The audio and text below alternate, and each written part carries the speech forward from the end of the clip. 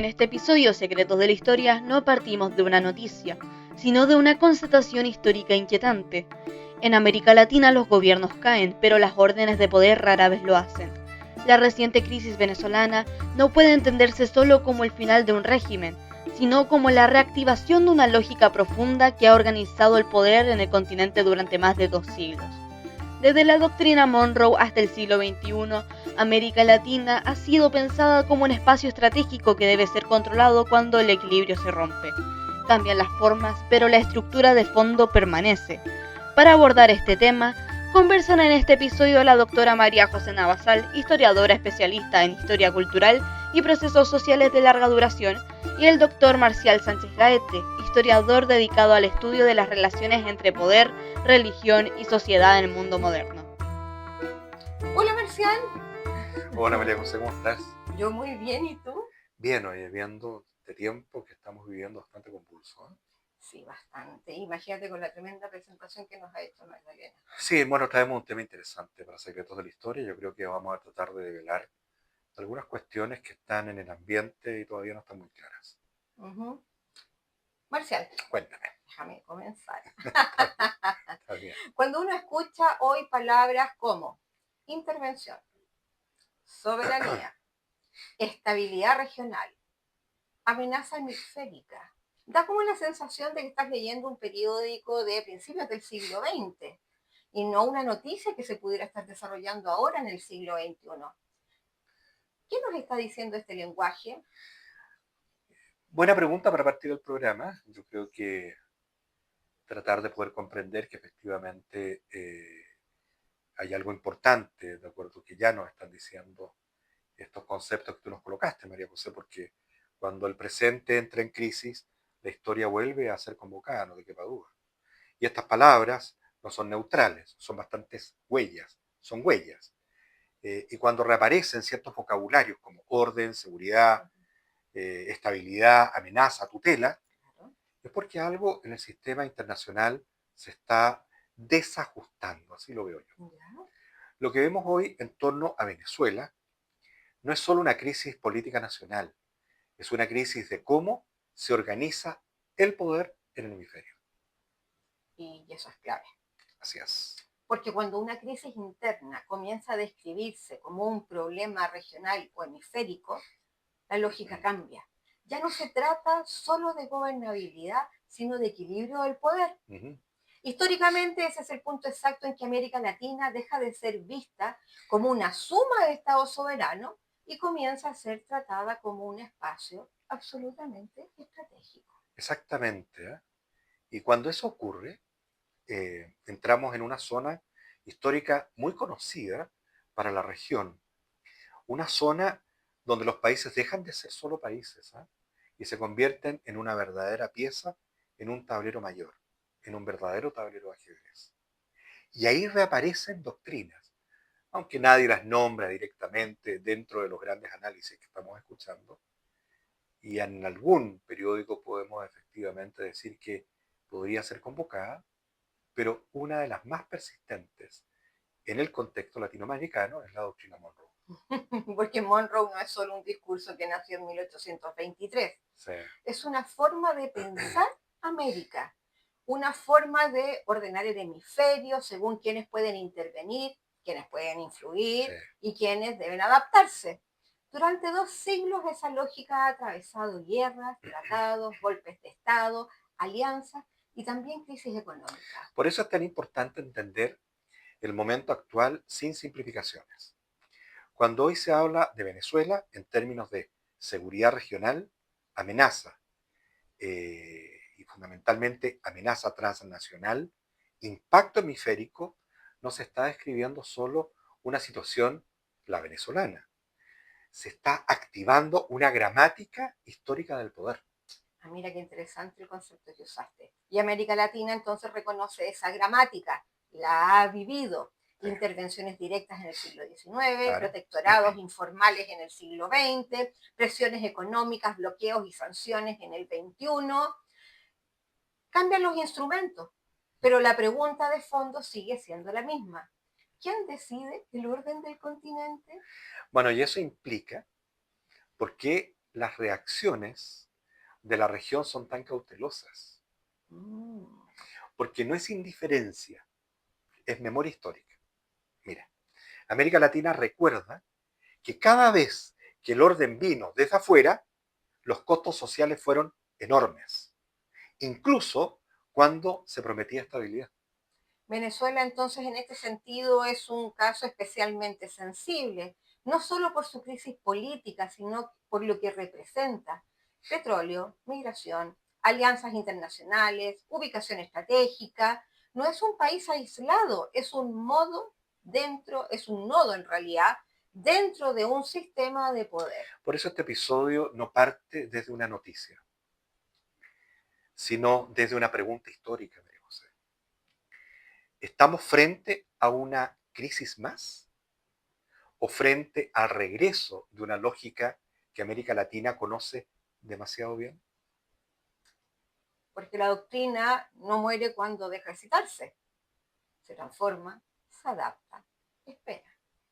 Y cuando regresan, no lo hacen como fantasmas del pasado, sino como estructuras que nunca fueron realmente desmontadas. Wow.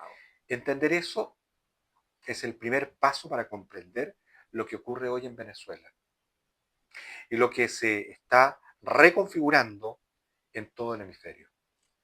Uy, Marcial, entonces si hablamos de Monroe como una lógica viva, tenemos que volver al origen, porque muchas veces se la cita como una frase, casi cliché, pero pocas veces se entiende el mundo en que fue formulada. ¿Qué estaba ocurriendo realmente en 1823? Bueno, ese es un punto clave. Monroe no surge desde la fuerza, sino desde la vulnerabilidad de una república que todavía no controlaba ni siquiera su propio entorno.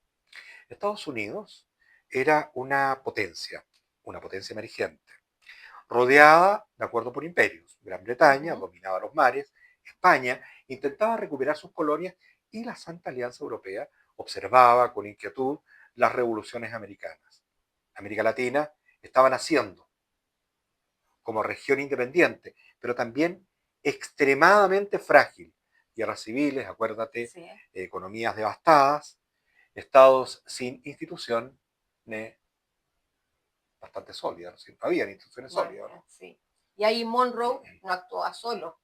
Los historiadores recuerdan que Gran Bretaña, por ejemplo, tenía un interés directo en impedir la restauración colonial porque quería comerciar libremente con América Latina.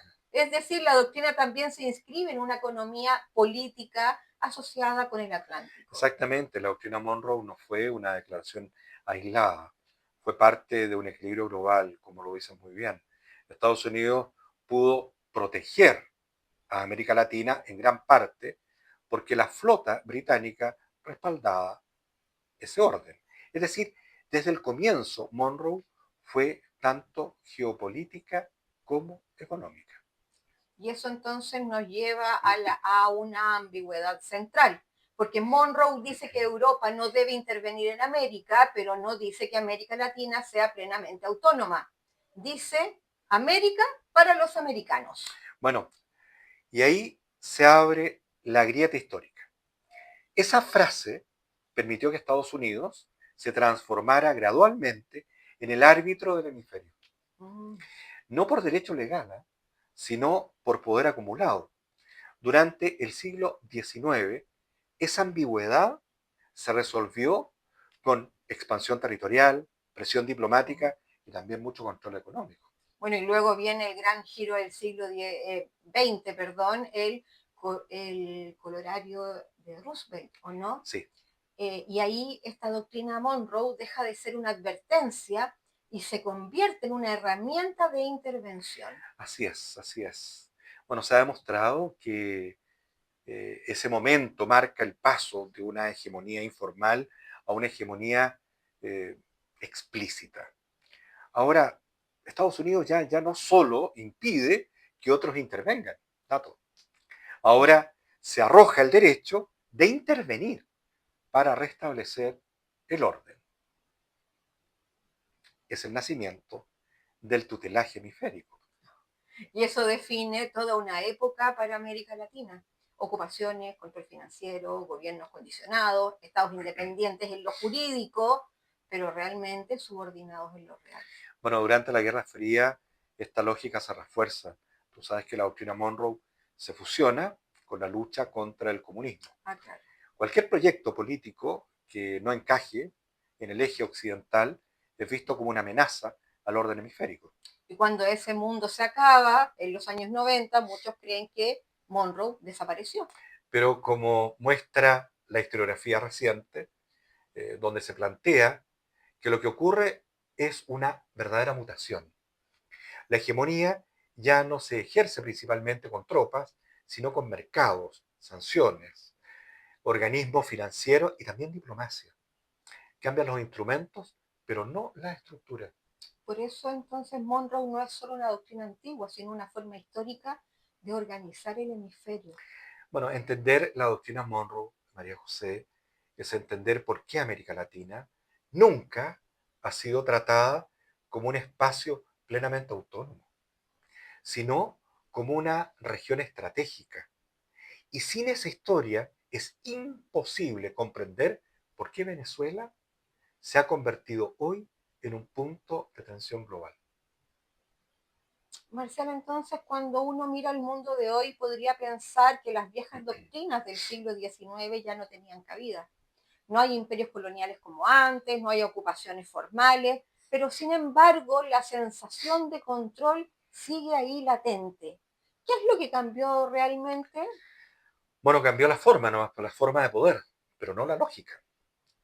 Eso es algo que la historiografía contemporánea ha trabajado bastante, ¿eh? Se han demostrado que en el mundo actual el poder no se ejerce solo por la fuerza militar, sino por el control de las redes, fundamentalmente financieras, las redes tecnológicas, que son Imagínate. fundamentales, comerciales y también diplomáticas.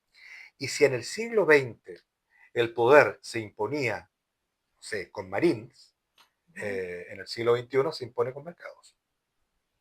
Y eso explica por qué hoy una sensación financiera, una sanción, perdón, financiera, estaba pensando en la parte económica, puede tener más impacto que una verdadera intervención armada.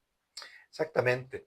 El sistema financiero internacional es hoy es una infraestructura de poder, ¿eh? Quien controla el acceso al dólar, a los bancos, a los influjos de inversión, bueno, controla en gran parte la soberanía de los estados. Y eso es clave para entender el siglo XXI. Y ahí América Latina vuelve a aparecer como un espacio sensible, porque es una región profundamente integrada a estos circuitos financieros y comerciales. Bueno, así es, pues, así es. Y además es una región donde han entrado nuevos actores. Claro. China, Rusia, Irán, Turquía, inversiones tecnológicas, armamento y energía. Ahora, desde el punto de vista de la historia del poder, eso rompe una exclusividad que había existido durante más de un siglo. Revisando los pasajes de la historia, queda directamente claro que el hemisferio americano había sido durante décadas una zona de influencia casi, yo diría casi exclusiva de Estados Unidos. Sí, cuando uno viera esa exclusividad eh, que no se quiebra, se activa una lógica defensiva, ¿no es cierto? No porque haya una conspiración, sino porque así funciona la hegemonía. Intentan preservar su espacio estratégico. Eso es lo que la doctrina Monroe siempre expresó. Entonces, cuando Venezuela establece alianzas económicas, energéticas o militares fuera de este eje absolutamente tradicional, deja de ser solo un problema nacional. Claro, pues, pasa a ser un problema sistémico, ya que las órdenes internacionales no se sostienen solo por la fuerza, sino también por las reglas, Aquí importante. y también por las expectativas, y también por los alienamientos que se van dando. Entonces, cuando un actor rompe ese alienamiento, todo el sistema empieza a reaccionar. Y ahí parece lo que se llamaba antes, ¿no es cierto?, la famosa gramática del poder. Sí, un lenguaje que convierte el problema interno en amenazas regionales. Mira, crisis migratoria, desorden institucional, un riesgo estratégico, vínculos estratégicos externos. Bueno, ese conjunto de elementos permite justificar, no sé, medidas que son excepcionales, donde están las sanciones, los aislamientos, las presiones diplomáticas. Por lo tanto, no hace falta invadir, basta con cerrar los circuitos. Y lo más interesante es que muchas veces esta lógica es compartida por actores dentro de la misma Latinoamérica. Bueno, exactamente, las élites latinoamericanas han aprendido históricamente a leer el mundo desde esos códigos: estabilidad, orden y alineamiento. Por eso Monroe no es solo una imposición externa, es una estructura que se ha ido internalizando. Venezuela aparece entonces como una especie de laboratorio donde se cruzan todas estas fuerzas. Una crisis política interna, una economía energética estratégica y un sistema internacional en transición hacia la multipolaridad. Históricamente, esa combinación siempre ha generado intervención, presión y fundamentalmente un reordenamiento forzoso. Entonces, entender a Monroe hoy no es buscar un discurso antiguo, sino leer cómo funciona el poder en el presente. Y mientras el hemisferio siga siendo concebido como un espacio que debe ser administrado cada crisis, en este caso como la venezolana, volverá a activarse la misma lógica, aunque se exprese con otros nombres. Marcial, ya clarísimo. Hay algo que se repite mucho cuando hablamos o se habla de Venezuela. La idea de que es un famoso caso especial, una anomalía dentro del sistema internacional. ¿Por qué esa categoría es tan importante históricamente? Bueno, porque la historia nos muestra que cuando un país convertido en excepción deja de ser tratado como un igual, Ajá. eso lo explicó muy bien un historiador y un jurista, Carl Schmitt, Sí. ¿de acuerdo? Y luego lo retomaron otros politólogos. La excepción es el momento en que las reglas normales se suspenden en nombre del orden. Y América Latina ha vivido muchas veces bajo regímenes de excepción internacional. Es decir, cuando un país pasa de ser visto como un problema, ya no se le aplica la misma regla que a todo el resto. Exactamente. Históricamente, cuando un Estado latinoamericano ha sido descrito como fallido, capturado o peligroso, se habilita otro tipo de intervención, sea financiera, diplomática, económica o incluso militar, como lo hemos visto. Claro. Eso ocurrió en México en el siglo XIX, Claro. en el Caribe a comienzos del XX y también en Centroamérica durante la Guerra Fría. Venezuela entra hoy en esa misma categoría histórica. Y esa narrativa de la excepción suele personalizarse. Así es. Es decir, las intervenciones modernas tienden a concentrarse en figuras, presidentes, líderes, regímenes. Se construye la idea de que eliminando una persona, el problema se resuelve. Pero el poder nunca es solo una persona, es una estructura. Eso lo estamos viendo. Y esa estructura en Venezuela son muy profundas. Estamos hablando de las Fuerzas Armadas, aparato estatal, economía informal, redes internacionales. Bueno, exactamente, ¿no es cierto? Eso, por eso que reducir la crisis a un rostro o a una simplificación, que la historia siempre ha desmentido, pero esa simplificación es funcional. Permite transformar una crisis estructural en un problema moral o político. Y en paralelo ocurre algo más. La soberanía empieza a erosionarse. Sí, claro. El mundo contemporáneo ha desarrollado formas de soberanía condicionada. Los estados pueden existir formalmente, pero sus decisiones económicas y políticas quedan sujetas a mercados, a sanciones y también a organismos internacionales. Eso es clave para entender lo que está pasando en Venezuela. Y ahí entra el petróleo. Claro que sí, pues de lleno, ya que el petróleo no es solo una mercancía, es una palanca de poder global. Venezuela posee una de las mayores reservas del planeta. Cuando ese flujo se altera, por sanciones, bloqueos o disputas geopolíticas, la economía se paraliza y con ella la capacidad del Estado de ejercer soberanía. Entonces la crisis venezolana no es solo política, es también energética y también podríamos incluir financiera. Claro, y por lo tanto geopolítica. Ahora, como ocurrió en Irán en 1953, en Irak o en Libia, o en otros países con el tema del petróleo, los recursos estratégicos convierten la crisis o esas crisis internas en problemas internacionales. Por tanto, Venezuela no es una excepción histórica, es parte de un patrón.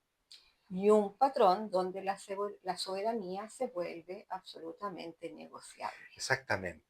Cuando un país es visto como una excepción, además controla recursos estratégicos, su margen de decisión se reduce. Las decisiones claves empiezan a tomar fuerza en base a la problemática con sus fronteras. Eso es lo que significa históricamente el perder soberanía. Entonces Venezuela no es solo un país en crisis, es un espacio donde se cruzan poder, energía y orden internacional. Así es, ¿no es cierto? Y eso va combinando, ¿no es cierto? En la historia de América Latina, no sé, siempre ha generado una historiografía que le podemos llamar bastante explosiva, como lo dicen algunos colegas. Mira, yo te quiero llevar por otra línea. Vamos. Mira, durante años, Marcial, Venezuela fue presentada como una crisis congelada, algo que parecía no avanzar ni resolverse.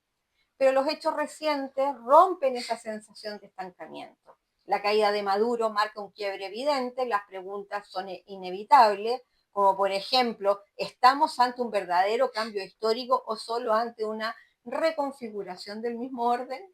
Bueno, esa es la pregunta correcta, María José, porque la historia nos obliga a ser prudentes con la palabra ruptura. Cuando un líder cae, lo primero que debemos preguntarnos no es quién se va, sino qué permanece. Históricamente, la caída de una figura no equivale al desmontaje de la estructura que la sostuvo. Y América Latina tiene demasiada experiencia con ese tipo de transiciones incompletas. Es decir, entonces el acontecimiento es impactante, pero no necesariamente transformador. Exactamente, si miramos precedentes históricos, Panamá, 1989, Irak, 2003, 2003. Libia, en el 2011, vemos un patrón muy claro, ¿no es cierto? Por tanto, la eliminación de un liderazgo abre un vacío que rápidamente es administrado desde afuera y desde dentro, pero rara vez devuelve soberanía plena. Por tanto, la pregunta no es si terminó un régimen, sino quién administra ahora el resultado de su caída. Y ahí aparece algo muy interesante. No hay ocupación formal, no hay una administración extranjera directa, pero sí hay una decisión estratégica que comienza a tomarse desde fuera de Venezuela. Bueno, ese es el punto central. Mira, estamos frente a una forma contemporánea de intervención sin tropas permanentes, sin bandera, pero con control efectivo de los márgenes de decisión.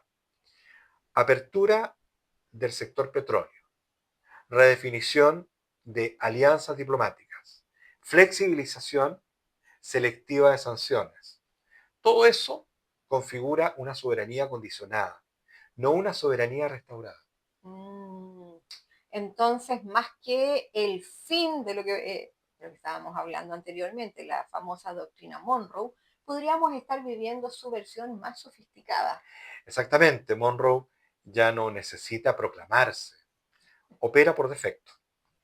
Mira, cuando un país del hemisferio entra en crisis, profunda, el sistema internacional actúa para estabilizar, pero esa estabilidad casi nunca es neutral. Mira, se permite el cambio, pero no cualquier cambio.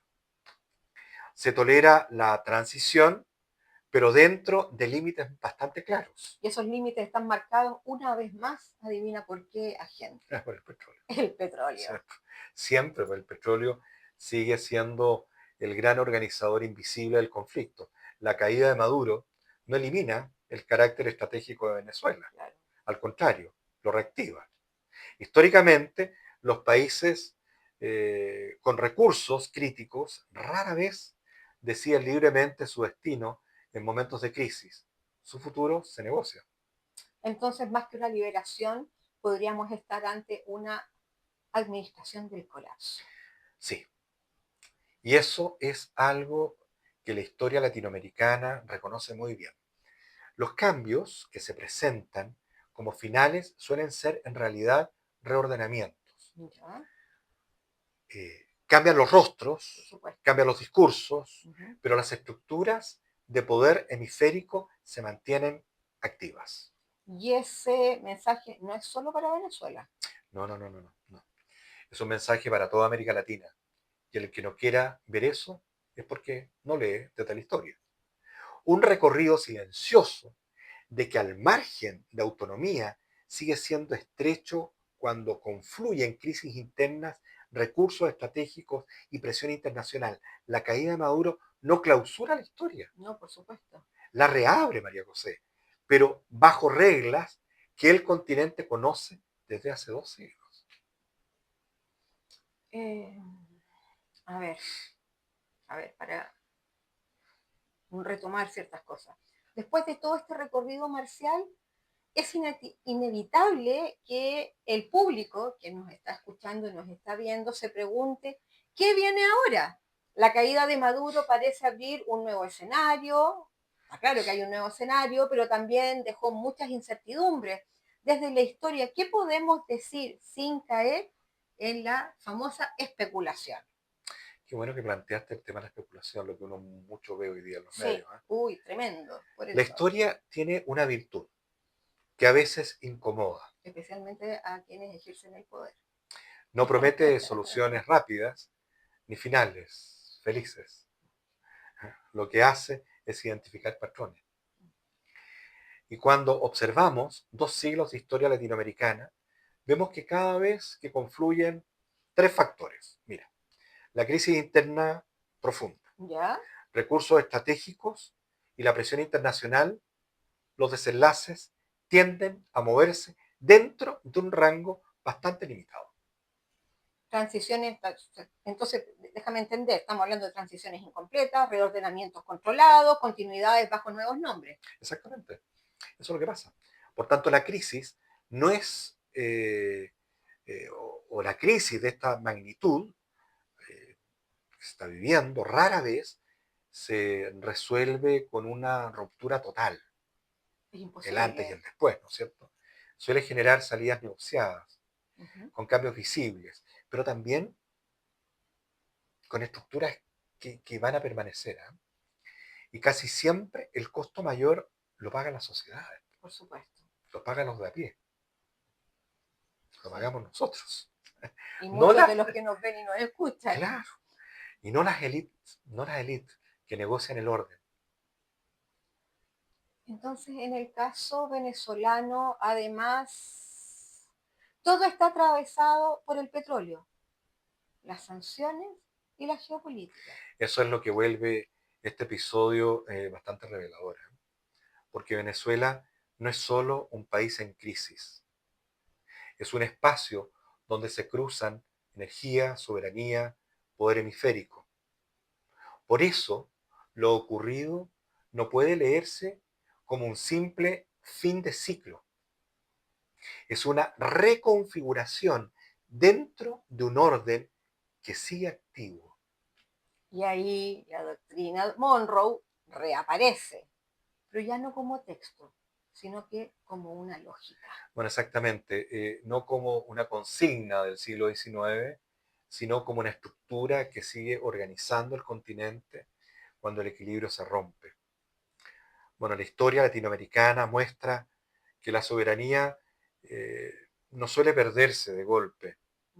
Primero se erosiona, se condiciona, se administra desde afuera, muchas veces con consentimientos internos también. Entonces yo podría decirte que la pregunta final no es solo qué pasará con Venezuela. Uf, es que, qué tipo de orden se está consolidando en el hemisferio y quién fija sus límites también. Porque cada precedente va creando una regla implícita para el futuro. Lo que hoy ocurre en Venezuela será leído mañana por otros países de la región como advertencia, también como una posibilidad y lo más tremendo, como una amenaza. Porque el pasado no vuelve para tranquilizarnos. No, vuelve para no sé, para recordarnos algo esencial, mira María José, que las estructuras de poder no desaparecen cuando cambian los gobiernos y que comprender la historia no resuelve el presente, ¿No? pero nos devuelve algo fundamental, la capacidad de no aceptar como inevitable aquello que ya conocemos demasiado bien. Uf, qué tremendo. ¿Cómo nos llevan estos secretos de la historia? Sí, mira, la verdad que secretos de la historia son secretos porque nos invita a mirar el pasado con los ojos de la lógica, a la que rehuye muchas veces el ser humano. Y además de aquellas cosas que desde el punto de vista del manejo del poder y la política no siempre les gusta que se los recuerden. La verdad incomoda, Por supuesto que incomoda. y más cuando estamos en la esfera de la geopolítica. Por supuesto que sí. Nos vemos en un próximo capítulo de Secretos de la historia.